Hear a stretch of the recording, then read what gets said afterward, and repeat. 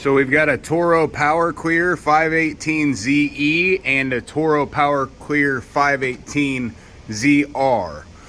The only difference from what I can see is that the E has an electric start on it, while the R does not. Otherwise, same machine, same everything. They both came in with the same issue. Neither one of them will start. We always fully check everything out, so the first thing I like to do before I try to start anything is check the oil on them. Check the oil in both units. Yep, it's got some oil in it. It's leaking out and it smells like fuel. So that's your first sign right there. Normally when something like that happens and the fuel's in the crankcase, the carburetor is going to just need replaced. We don't try to clean these models. Normally once they leak, you can clean them, and then they tend to leak again. So we don't even bother. They're so cheap. But both have fuel in them. So we've got a Toro Powerclear 518ZE and a Toro Powerclear 518ZR. The only difference from what I can see is that the E has an electric start on it, while the R does not. Otherwise, same machine, same everything. They both came in with the same issue. Neither one of them will start. We always fully check everything out, so the first thing I like to do before I try to start anything is check the oil on them.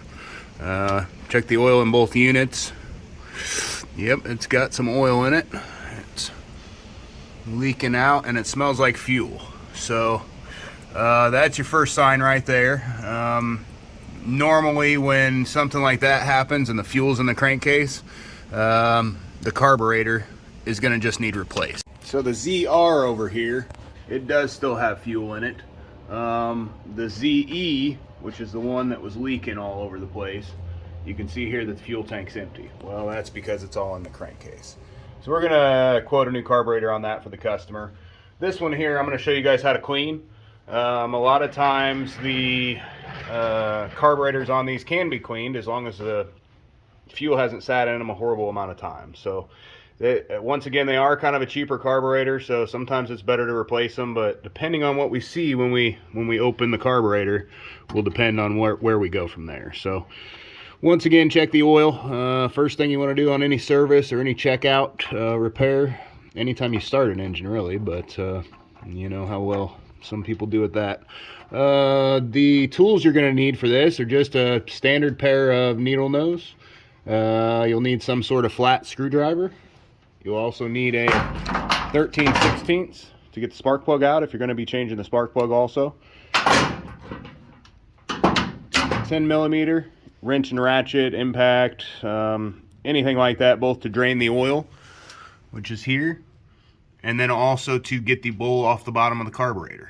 The socket has to be used to get to the bolts to pull the carburetor off here. So there's only a couple bolts. It comes off real easily, and we'll show you how to get it done. We use a drain tube and then a gallon container to kind of drain all the fuel, and then a small Folgers to put underneath here to drain the oil. So not too much you need. The little jack stand I've got back here, that's actually to kind of prop up the front, so it sits back when we drain the oil out. So if you get too high with that, it'll tip back completely. I've just found the jack stand, kind of the front of the nose here, sitting it on there works best to drain on these. So I've got this kind of tipped up here with the jack just to show you. Your two 10mm bolts here will come out to take the whole carburetor off, and then you'll have two down here, one here and one here. So they also have, the top one has a torque in it for some reason, but the bottom one doesn't, so it's not really any help. But take this access panel off first. It is the same on the electric start, but you will kind of just have to peel it out of the way and leave it hanging here because of the wires. With this one, it kind of comes off real nice and easy. So just regular 10mm socket. And you're to the carburetor.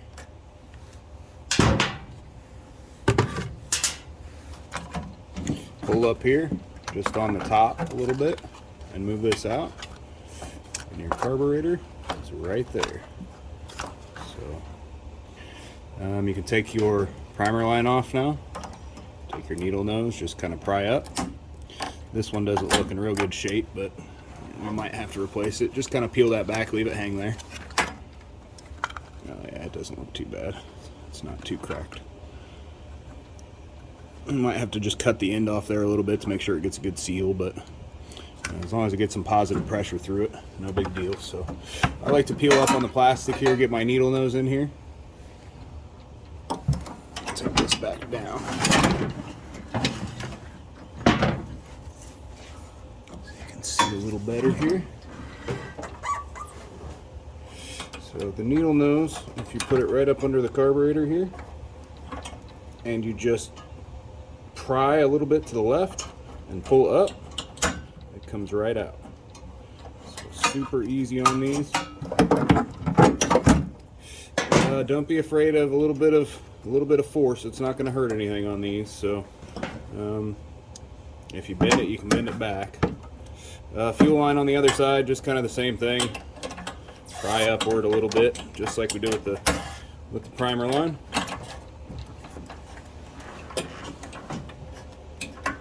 We're going to just drain that into a bucket. We never reuse fuel that we drain out of anything for any reason. It's just a lot better that way. If we did that, you know, a lot of times you'll get moisture or something in it that won't really show until quite a bit later. So you don't want that to happen. Just any kind of fuel connector, and we just drain right into a bucket. As soon as I can get it hooked up here.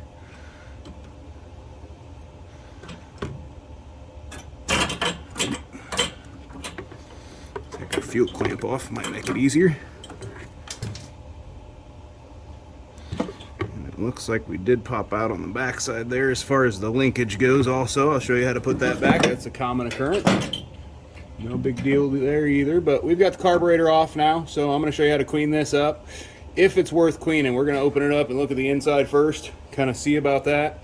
The linkage up here, as soon as this gas drains, I'll show you how to do that also.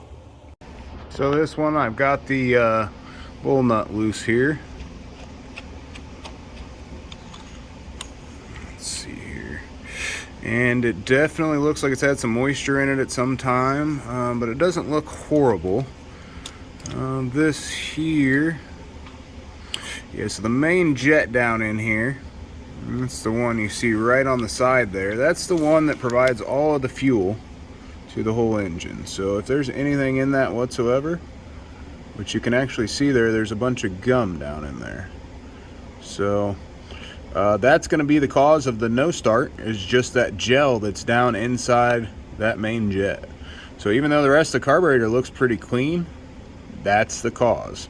So we're going to use a screwdriver here, just a regular old flathead, really of any kind. This is just, you know, one that fits well down in a lot of them securely. So you're going to want to unscrew that from there. Just use this, and then you'll also take out this top jet. You'll want to clean that out. That prevents the surging from happening. It's an EPA jet on the top. So but yeah, we'll also go ahead and take the float out of here, such.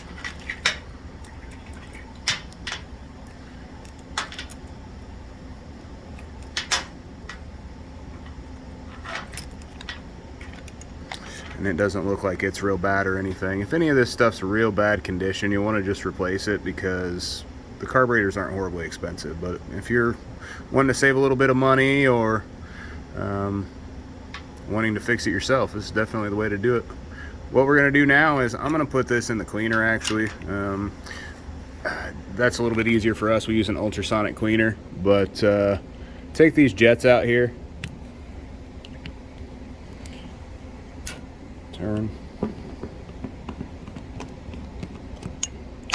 If you don't have an ultrasonic, obviously you can just use air pressure, blow it all out. Torch tip cleaner works well.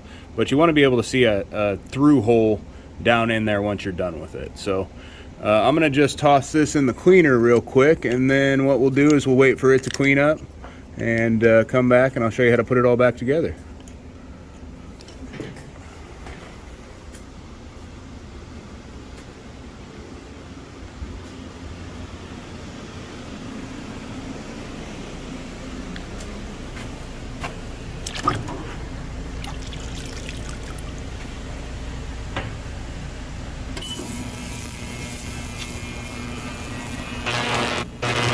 About 5 minutes in there should take care of it. You kind of see the stuff rolling up.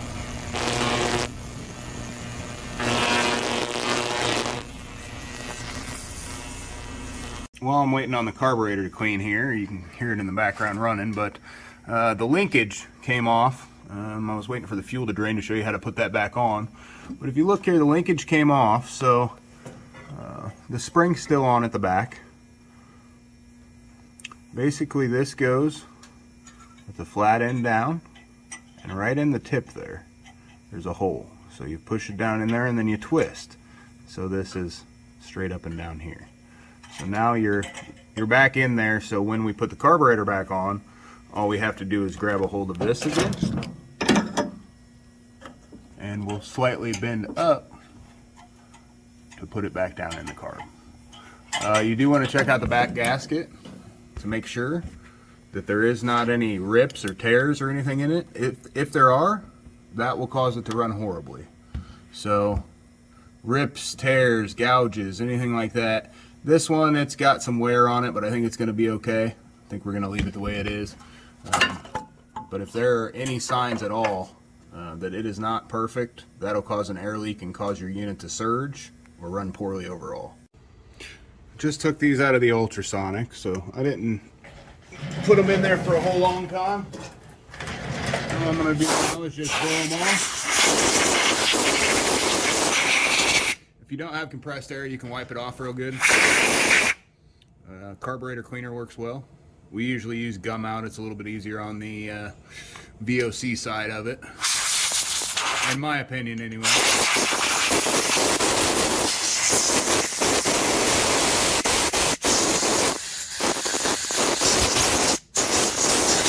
So the goal here is to blow air in all directions, get anything out that's in there. You want to make sure you move your governor both ways. Make sure it's nice and freed up. Move your choke, make sure it's nice and freed up. So this one it's in good shape. The inside of the carburetor looks to have came very, very clean. So I think it's gonna run good after we get it on.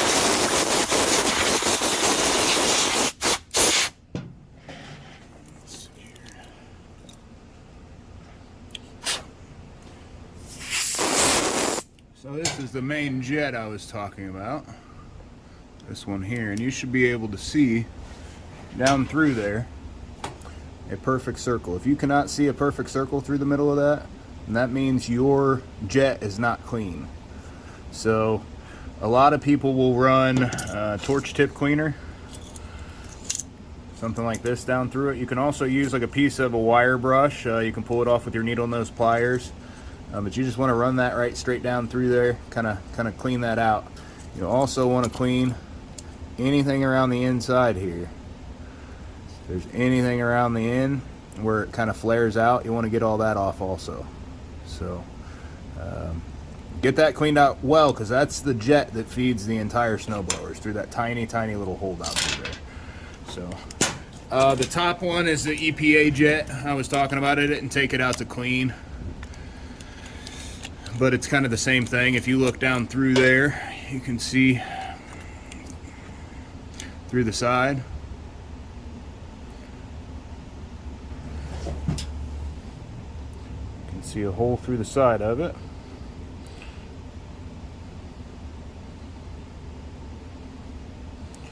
And it looks like that hole's plugged, so I'm going to try to... It's down through here where you need to run your wire. So you want that to go all the way through. You want to make sure anything pokes through that. As long as something goes all the way down in there, it's clear. So as long as there's a vent there. So we're going to go ahead and put it all back together here.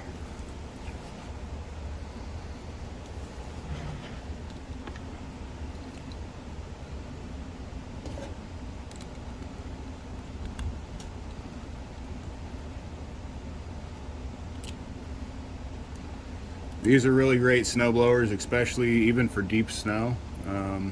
They work through it pretty well. I mean, they're high powered, they're not low powered things, so I really like them as far as the performance goes.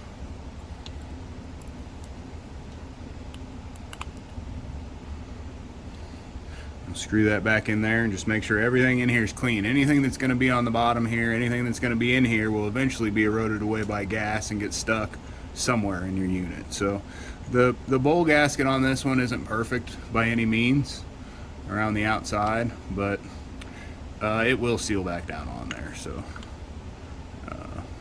as long as there's something there and it's going to seal all the way around the outside, you're fine. So you can kind of put it on there and feel the tackiness all the way around the outside if you spin it. Go ahead and put your needle back in there. It's got the rubber seat on the tip, so you want to make sure all the way up and down here at all 4 of these corners and all along this that there's nothing along it. If there's anything along there, that's going to cause your carburetor, anything along anywhere here, that's going to cause your carburetor, your needle, and your seat to stick, and it's going to cause that issue that we saw in the first one there. Going to cause your trying to put it on backwards here, apparently it goes like this. It'll cause your carburetor to flood out though, so you want to make sure that moves freely up and down in there. If you're feeling any sticking whatsoever, you're going to want to clean it more. So down in here you can see your brass, you want to clean that out. Same thing, just with anything. Make sure there's nothing down in there that's going to keep your needle sticking. So you can clean it however you want. Some people use little tiny brushes, some people use nylon brushes. It just really depends on how bad the stuff is in there. Your drain always goes away from your inlet for the fuel on every single carburetor. It's always opposite the fuel. So put the bottom nut back on here.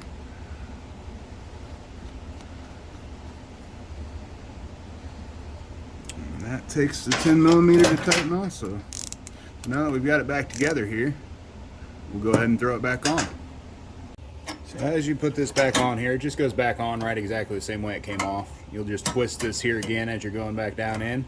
Put the spring back down in the second hole here, and then push it back. Again, you want to make sure that your gasket's here. Sometimes the gasket back here will come off with the carburetor or be damaged or something like that.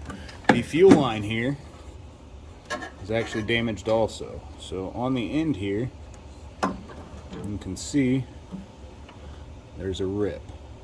So what we're going to do, luckily on this one, is there is enough that I'm just going to cut that off, again with these same snips.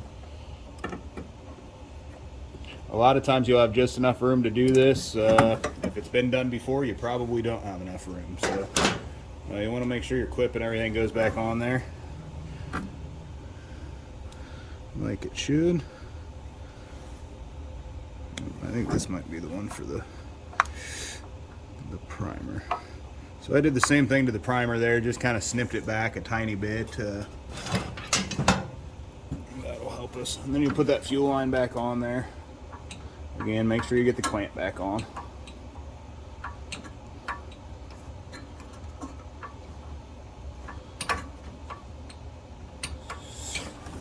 The primer goes back on now. Just goes right here.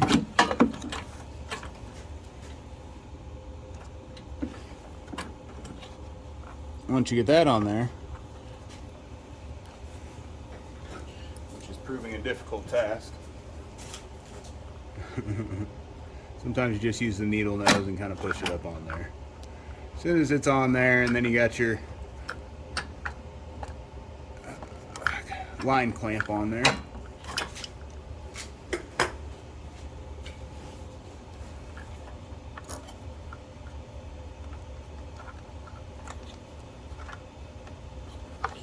And just line up the holes in the front with your carburetor. And then put everything we just took apart back together. So you got the two in the front there, 10mm. Once again, put them on there.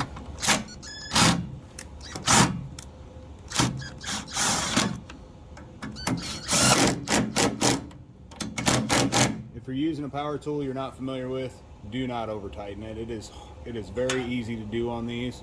Unless you're familiar with using power tools on them, do not use them.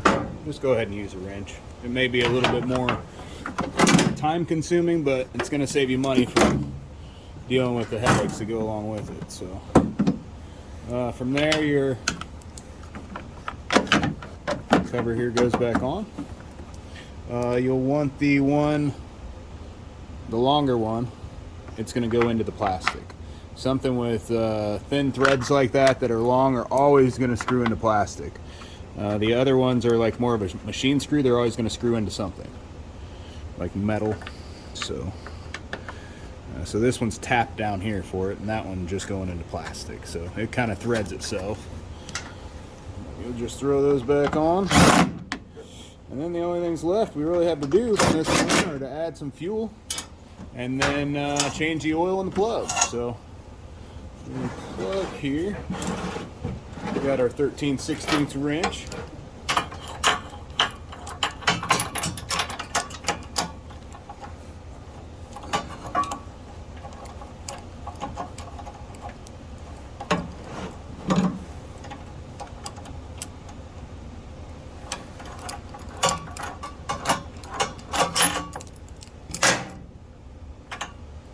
Looks like what we have is a BPR 6HS.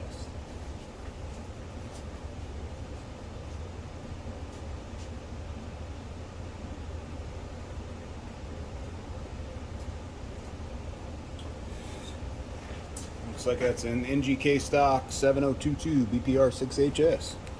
I'm going to throw one of those in there.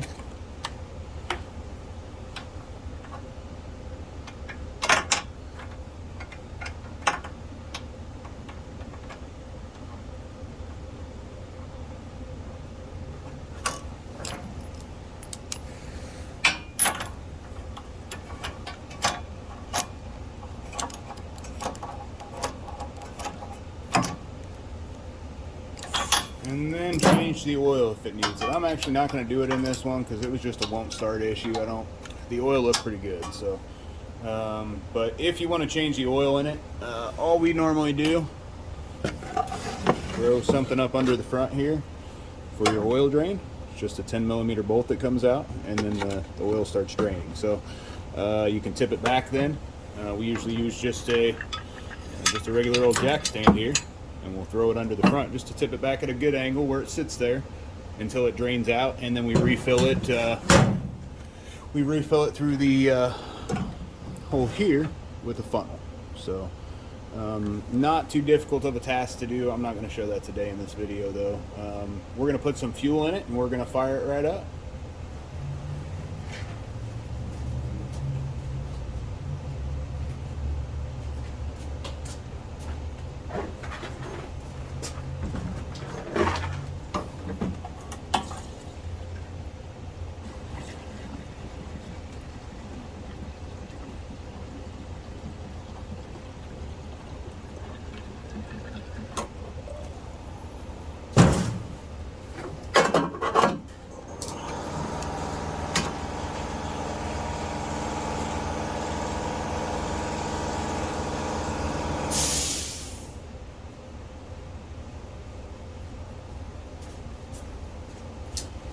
Alright, key is in.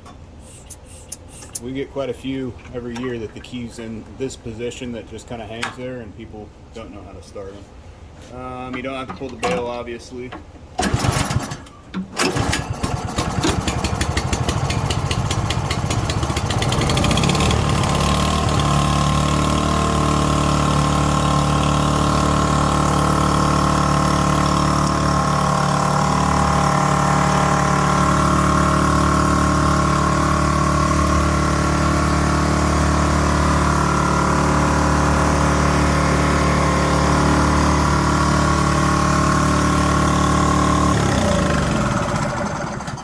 The only other thing to check on these things at all is going to be your paddles and then your belt. To check the paddles, you can just tip it back. Look at it here, the scraper down at the bottom. You'll see if that's all tore up pretty quick. This should be nice and smooth like it is. And then anything anything further than you can stick your fingers in, if you can stick your fingers in between here, that means that the paddles are bad. That's what we go by. So they'll usually throw snow till about then. If you want to check the belt, there's two 10mm bolts on the side. Well, three, I'm sorry. And then you've got a 5/16 along with a 3/8 on the inside here. So if you take those 4 bolts off, you can check out your belt on the inside. The belt adjustment is right up top here. If you start to notice it's slipping or something like that, just pull this back. You can adjust the cable here. Basically what you'll do is you'll take this out, up, so you can take the spring off here first. Push that out. And then you'll want to move this to loosen or tighten. So if you want to tighten it, you'll take this out and move it up towards the spring further. If you want to loosen, you'll go down here in one of these holes below. So all it does is come up just like any other regular cable. Thanks for watching. I'm glad we got this thing all ready to go. Customer will be happy. Like and subscribe.